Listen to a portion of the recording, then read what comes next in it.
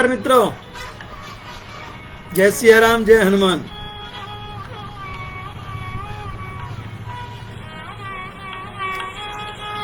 मित्रों, हमारे सनातन धर्म में और भारतीय संस्कृति दोनों में जब अतिथि घर पे आए तो उसके लिए एक मंत्र है, अतिथि देवो भव। एक स्लोगन है, अतिथि देवो भव। लेकिन आजकल कुछ ऐसा हो रहा है कि जब अतिथि आता है तो परिवार के मुखिया और गृहिणी दोनों के मुख से ऐसा निकलता है कि ये कहां से आ मरे, ये कैसे आ गए, क्यों आए हैं। जबकि हमारा सनातन धर्म और भारतीय संस्कृति ऐसा नहीं कहती है। भारतीय संस्कृति तो कहती है कि यदि आप खाने के लिए बैठ गए और खाना और है भी नहीं, न बनाने के लिए कोई साधन है, न खाना अधिक है, तो हमने जो हमारी थाली में परोस रखा है वो हम अतिथि को खिला देते हैं, स्वयं चाहे भूखे सोना पड़े। मित्रों, ऐसा ही एक किस्सा है कि एक बड़े कस्बे में एक दंपत्ति रहा करते थे। दोनों पति पत्नी थे, अकेले रहते थे। एक रोज रात्रि के करीब 10 बजे थे। दोनों पति पत्नी भोजन खा करके, रसोई में साफ सफाई करके और बिस्तरों में सोने जा ही रहे थे कि दरवाजे पर घंटी बजी। दोनों ने एक दूसरे के मुख की तरफ आश्चर्य भरे नजरों से देखा और कहने लगे कि इस समय कौन हो सकता है, इतनी रात गए कौन आ सकता है इस कस्बे में।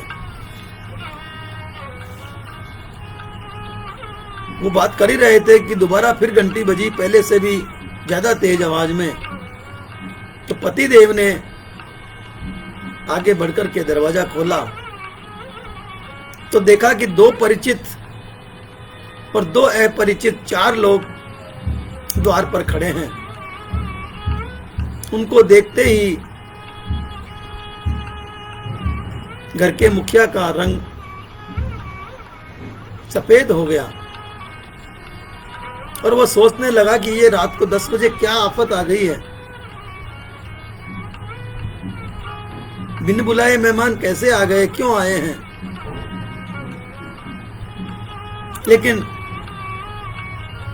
भारतीय संस्कृति के अनुसार उन्होंने अपने मुख पर कृत्रिम हंसी लाते हुए कहा कि आइए आइए आइए, और उनको वो घर ले आए, अंदर कमरे में ले आए। केवल एक कमरा और एक छोटी सी रसोई थी। उनको बैठाया और पत्नी मुंह बिगाड़ती हुई रसोई में जाकर के उनके लिए पानी भरने लगी।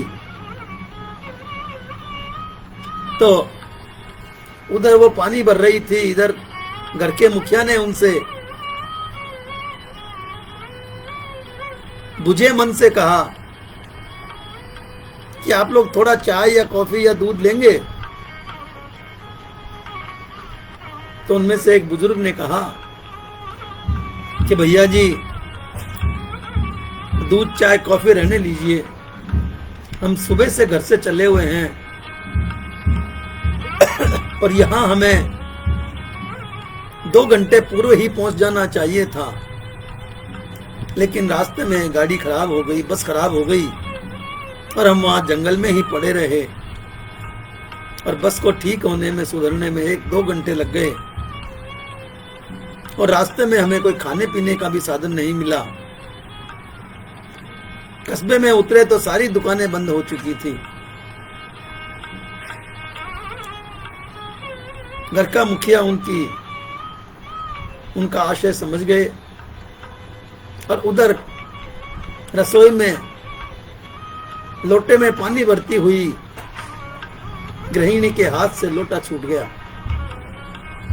लेकिन फिर भी घर गृहस्थी और व्यवहार को देखते हुए वो पानी लेकर के वहां आई और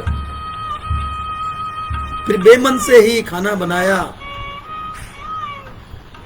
एक सब्जी बनाई, जैसा भी सादा खाना था वो बनाया और उन चारों को भोजन कराया। उसके पश्चात जैसे तैसे उस 10 बाई 10 के कमरे में एडजस्ट हुए और सो गए। सब थके हुए थे, पति पत्नी भी कुछ क्रोध से थक गए, कुछ कार्य से थक गए, उन्हें भी नींद आ गई। प्रातः 6 बजे जब पत्नी की आंख खुली, गृहिणी की आंख खुली दूध लेने के लिए, तो वे उठी तो उन्होंने देखा कि वे चारों मेहमान वहां नहीं थे,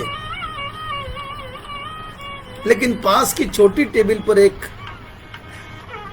पत्र रखा हुआ था जिसमें लिखा था कि आपके मेहमान नवाजी से हम बहुत खुश हैं, बहुत प्रसन्न हैं, आपको धन्यवाद देते हैं कि आपने इतनी रात गए हमारा सत्कार किया, भोजन बनाया और हमें खिलाया। लेकिन हम अति आवश्यक कार्य से हमें दूसरी जगह जाना है, उसके पश्चात कोई जाने का साधन नहीं मिलेगा। पर क्योंकि हम प्रातः 4 बजे ही यहां से निकल रहे हैं, तो आपको जगाना भी हमने उचित नहीं समझा। लेकिन मित्र, इस पत्र के नीचे हमने 51 रुपए रख दिए हैं। आप जो आपकी बच्ची कहीं पढ़ती है बाहर छात्रावास में, उसे कुछ मिठाई या कोई उपहार ला करके दे दीजिएगा। मित्रों, ये बात बरसों पुरानी है। उस जमाने में 51 रुपए आज के 51,000 के बराबर हुआ करते थे। पत्नी दौड़ी हुई पति को पास गई, उसे जगाया और सारी बात बताई। पति भी काफी शर्मिंदा हुए, पत्नी भी काफी शर्मिंदा हुई। वो ये सोच रहे थे कि द्वार की फिर घंटी बजी और उनके गुरुदेव, जिनको वे बहुत मानते थे, उनके उपदेशों पर चला करते थे, वो सामने खड़े थे। उन्होंने उनको सारी बात बताई, आंखों में आंसू आ गए थे। रोते हुए उन्होंने सारी बात बताई कि हमसे ये पाप हो गया। और तो गुरुदेव ने कहा कि कोई बात नहीं, तुम पश्चाताप कर रहे हो तो तुम्हारे सारे पाप धुल गए। लेकिन कभी भी अतिथि को आने पर उसके अपना मन खराब न करें, अच्छे मन से खाना खिलाएं। जब अतिथि आई गए हैं तो उन्हें खिलाना तो पड़ेगा, चाहे आप खराब मन से खिलाएं चाहे अच्छे मन से खिलाएं। और ऐसा नहीं है कि आज जो अतिथि आए हैं, भोजन कर रहे हैं, वो आपके मन को नहीं पहचान सकें। वे फौरन आपके मन को पहचान लेंगे कि आप बेमन से उनके लिए खाना बना करके लाए हैं, उन्हें खिला रहे हैं। और यदि अच्छे मन से खिला रहे हैं तो अतिथि बड़े प्रसन्न होकर के आपका भोजन करेंगे, और उनकी आत्मा प्रसन्न होगी तो वो आपको दुआएं देंगे, आशीर्वाद देंगे। आप सोचो, यदि आप किसी के यहाँ मेहमान बन के जाते हैं और आपको भी घर के मुखिया या घर गृहिणी बेमन से भोजन कराएगी तो आपको कैसा लगेगा।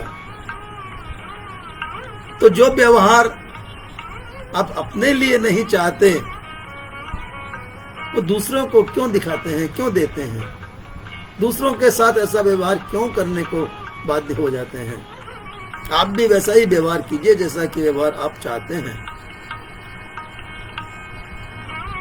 तो मित्रों, ये बात सुनकर के दोनों पति पत्नी पश्चाताप की अग्नि में जल रहे थे। मन में कई विचार उठ रहे थे कि वो हमारे जो परिचित थे, जो रिश्तेदार थे, वो मन में क्या सोच रहे होंगे। उन्होंने भी अवश्य ही हमारे मन को ताड़ दिया होगा, हमारे मन की बात को ताड़ दिया होगा, और इसीलिए वे जाते हुए 51 रुपए पत्र के नीचे रखकर गए हैं।